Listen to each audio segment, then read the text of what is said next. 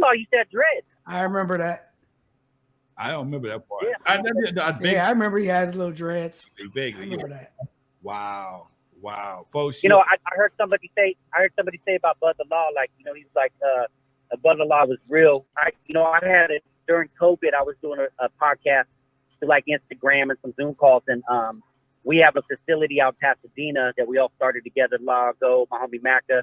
And so I was doing a Zoom call with Chris the Glove for an interview, but I was with Laylaw, Gomack, and JD from the Lynch Mob. This is like a year and a half ago. And Chris was like, so you mean to tell me if I would have came up there today, I'd be sitting with Ruthless and the Lynch Mob? And I'm like, and you know, he could see them all. And he was like, see, I knew there was a reason I didn't come up here. He was like, if you'd have told me back in the day, he was like, if you would have told me that back in the day, I probably would have left town, like, you know, messing around. But you know, the stories you hear about, you know, how real it really was back then is a whole book in itself. Yes, it was, folks. Yes, it was. I have a question because Above the Law worked on this song. Money B and Digital Underground was on this song. And Atrian, I'm curious if you know anything about this song and would like to share a story. But Money B, can you tell us about a little bit about the West Coast Rap All Stars, which I wish someone would do this again.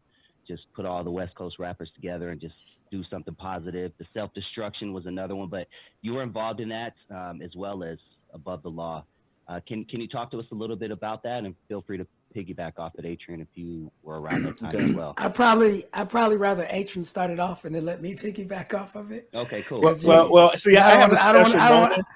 I wouldn't want to say nothing that's untrue about what I know. So I have a special moment on that record.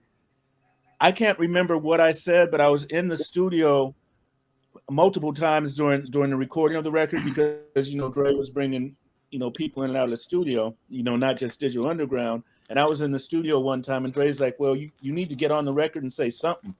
So I don't remember what I said, but if you go back to the record and there are some words spoken, like 2 or 3 words towards the end of the record, that's actually me on the record. It's probably the only record I'm ever on. but you know, Dre, if you're in the studio with Dre, he'll put you on the mic. I mean, technically that's how Eazy got on the mic, because, you know, he wasn't in there rapping. That's when Dre and Q said you need to get on the mic. But, you know, Dre put me on to say 3 words. I got to go back, and if you go back and listen to the words, if you go back and listen to the record, whoever says like 2 or 3 words in there, that's me. And I don't even remember what the words were. Talking about some shit. I wasn't actually in the studio when they recorded our part, but this is what Shock told me. So in the record, you know, when our part comes and America, Get Busy Humpty, it breaks down into like the Humpty part, and Dre wanted Shock to play the Humpty bass line, and he said while he's playing it, Dre was looking over his shoulder trying to see how he's playing the bass line. He's like, you go ahead and play it. And Shock said he's like, you know what? Yeah, Shock. You know, Dre, like back during the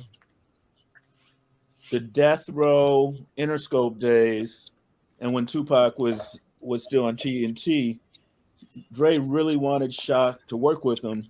But I could never figure out why Shock wouldn't work with Dre. He felt like Dre had everything. What did he need him for? That was Shock's answer to me.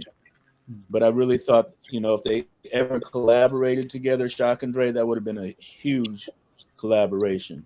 You know, just as 2 producers who had a lot of the same thought process, a lot of the same fans of the same type of music. They would have done absolutely together, but it just never happened. I wish it would have.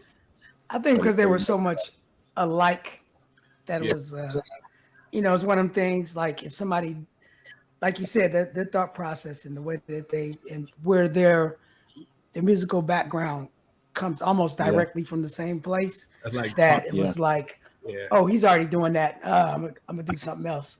You know what I mean? Yeah, and both of them were really meticulous about their music, their mixes, their sounds. Both of them were super meticulous about that.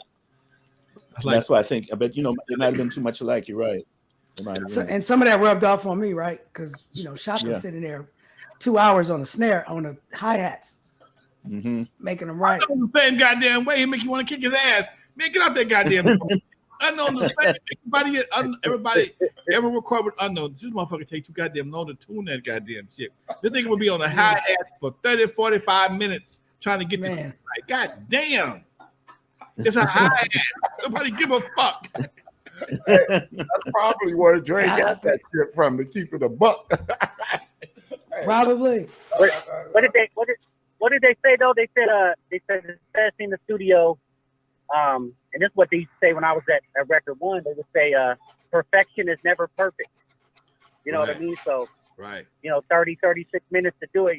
It's never perfect, but it's perfection. You know what I'm saying? Well, you know what? Because of Shock and Dyer, I'm hard on producers because I know what it's supposed to be.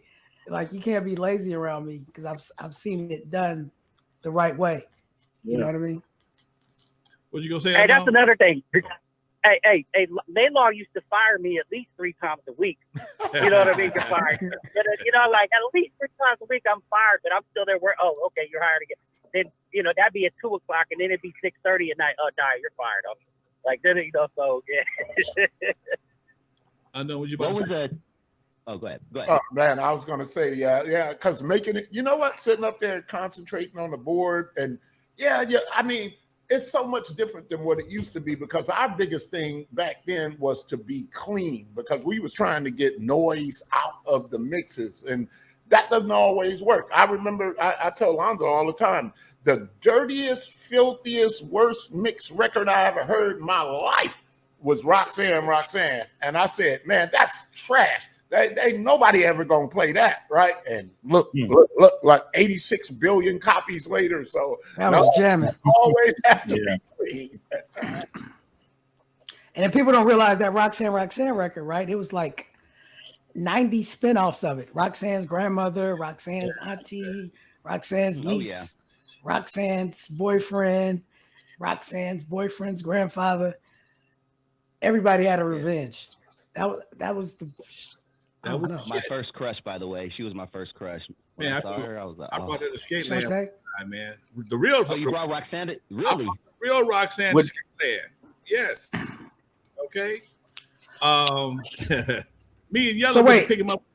What? Wait, the real Roxanne or the real the real no, go ahead. Go ahead, Lonzo. The pretty one? The pretty one. Okay. My name is Roxanne. Don't you know? I just talking about I do this show.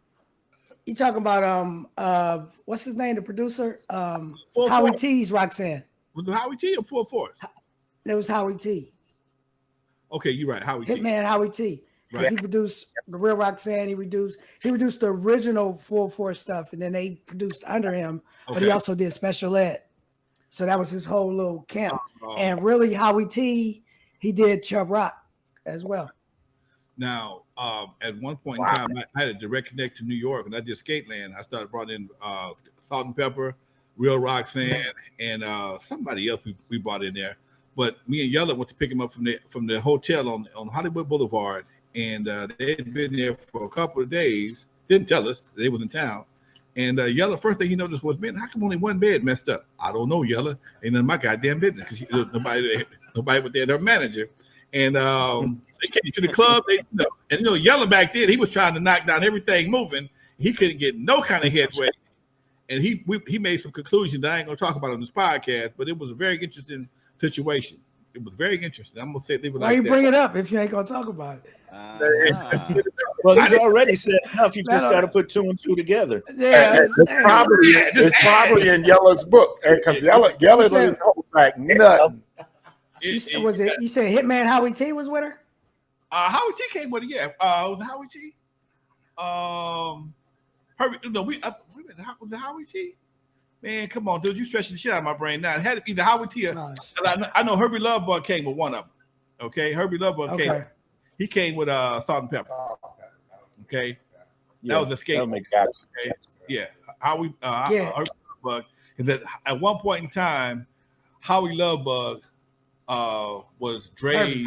Herbie Lovebug was Dre's idol. I mean, he was the guy Dre wanted to beat. He wanted to be Really? Herbie Love Bug, because Herbie Love at one point Herbie had everybody rocking to his shit, and Dre had his targets, his eyes, his aim for Herbie. I guess he accomplished that after a while. It looked like, don't you think?